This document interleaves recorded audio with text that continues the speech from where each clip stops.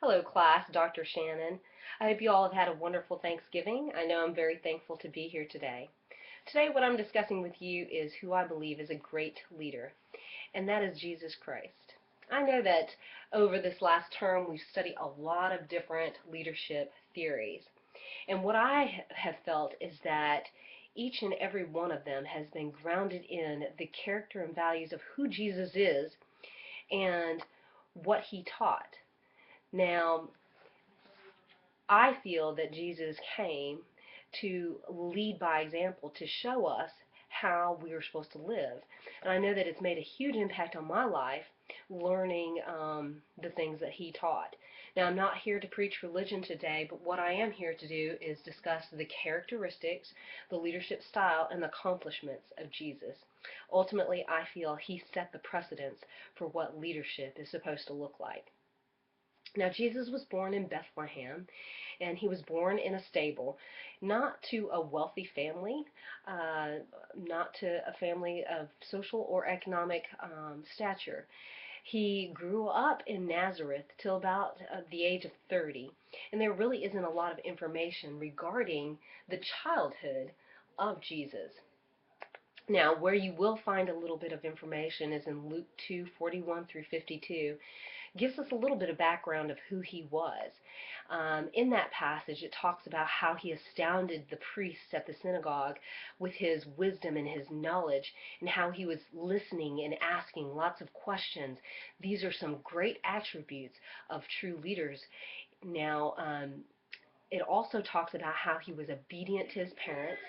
And verse 52 says that Jesus grew in wisdom and stature and in favor with God and men. So we do know that about him. We also know that in the Jewish culture of that day, of the first century, that men were supposed to teach their sons their trades by the age of 12. And Joseph's adoptive father, I'm sorry, Jesus' adoptive father, Joseph, was a carpenter, so we know that's probably what he did up until about the age of 30. And there is nothing to indicate that Jesus ever got married. So we believe that he was a single man. Ultimately, uh, once he turned 30, there's a lot more information about his character. There's a most of the New Testament testifies to the character of Jesus. It wasn't really his looks or anything that drew people to him, but his influence and his personality. Jesus' character was flawless, and it encompassed all of the many traits that researchers have come to establish as core leadership traits. If you go through our book and look at the different leadership theories, most of them have different lists, abundant lists of characteristics. Jesus was a man of compassion, love, and grace. He was very committed to his purpose, and he had a very intimate relationships with his followers. He was humbly fearless and empowered his followers to do what he did. His character can easily uh, be compared to the characteristics of servant leadership and authentic leadership on both pages 224 and 259 respectively, if you want to take a look at those. Jesus' leadership style was dependent on the circumstances and the people that he was dealing with. He was an authoritative leader. He spoke with command. He used his authority when he needed to provide direction or needed compliance with something. When he was speaking with his disciples, and in Matthew 28:16 through 20, he gave them the Great Commission, and he said, "Therefore, go and make disciples of all nations, baptizing them in the name of the Father and the Son and of the Holy Spirit, and teaching them to obey everything I have commanded you." Now, this was very specific. He told them exactly what he wanted them to do. He used his authority, and he expected them to be precise in their carry through.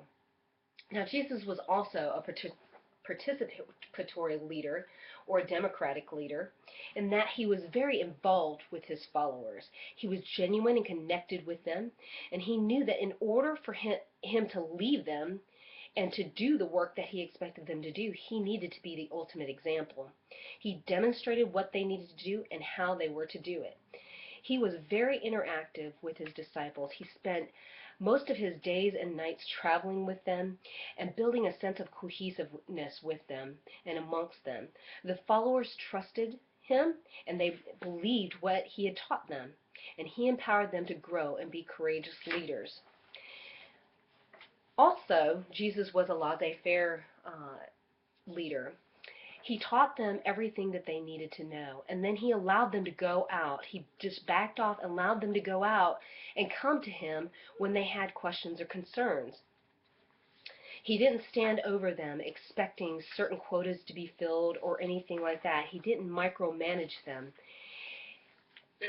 There was one instance when the disciples had went out and they were trying to cast off a demon from this young man. They were unsuccessful. However, later Jesus came through and he healed this boy of this demon. He cast that demon out. And they went to Jesus. They were confused. They were like, "What did we do? Why could we not cast off that demon?" And Jesus simply told them, "It's because you lack the faith."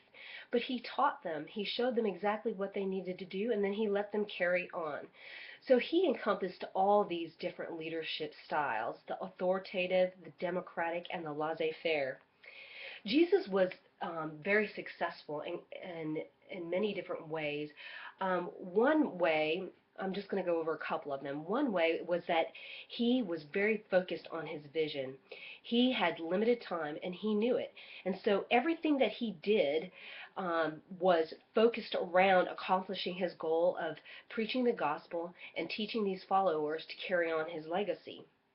Now, looking at the authentic action wheel on page 256, you will see that the value in a leader knowing their vision, who they are, and how they're going to achieve that vision. There's some different attributes listed there: meaning, existence, resources, mission, power, and structure.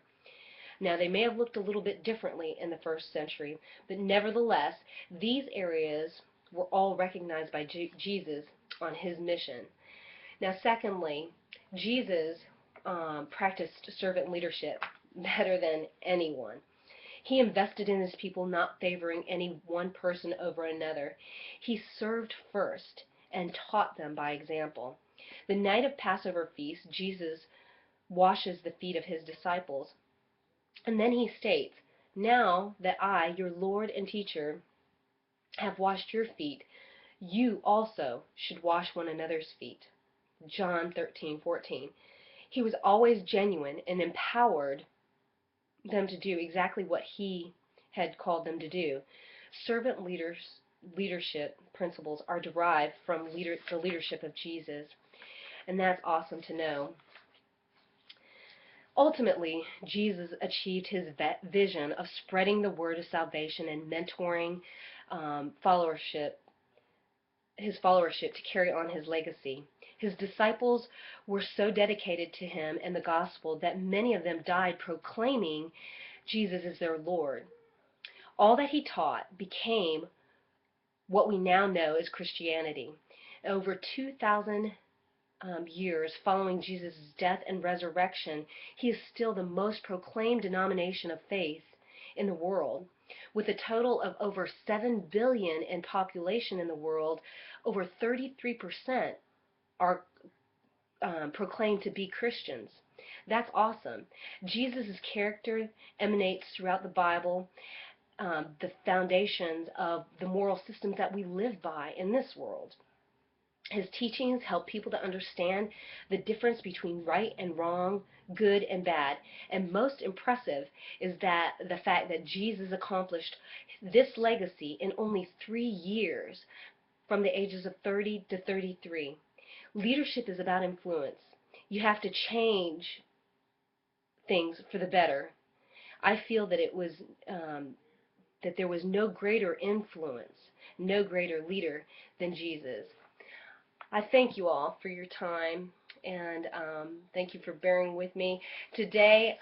I hope you all have a wonderful, wonderful remainder of the semester. God bless.